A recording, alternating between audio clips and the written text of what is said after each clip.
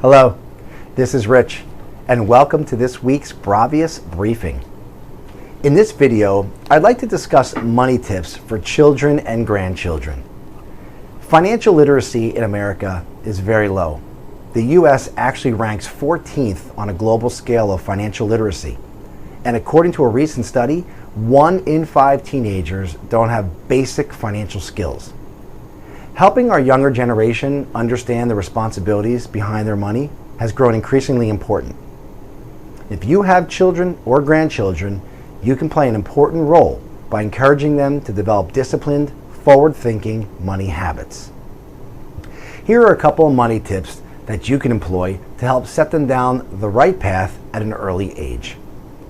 First, engage them in financial topics. As one of the top influencers in your children's or grandchildren's financial lives, it's important to talk about money early on. According to a Cambridge study, by age 7, children have already formed their money habits.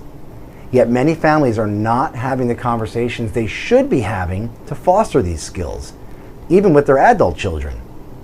You can engage younger children in simple ways, like letting them count change at the register. For older kids, have them set a long-term financial goal that requires them to actually plan.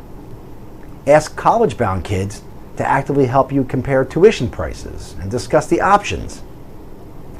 No matter what your children's or grandchildren's age, there is a lot you can do to help them grow into financially responsible adults. But it starts with including them in financial conversations and experiences. Secondly, teach them to budget. An adult's ability to independently manage money depends greatly on what they've learned about money early in their lives. But despite being one of the best ways to manage finances, the majority of Americans do not use a monthly budget. My advice, before teaching your children to budget, make sure you budget first.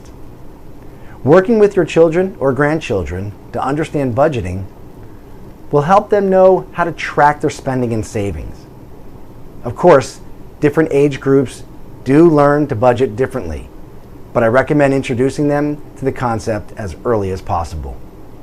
Here's actually one idea for younger children to get them started. Gather 3 separate jars. Title them Save, Share, and Spend, and then have your child split any allowances or cash gifts that they receive between the 3 jars. And make sure you leave a little bit of a percent going to the share jar to teach them awareness about charitable giving. Here's the deal. The better habits that you ingrain in your children and grandchildren now, the more likely they are to continue with them without your support. If you would like to discuss ways that we can help you engage them in conversations, we're happy to help.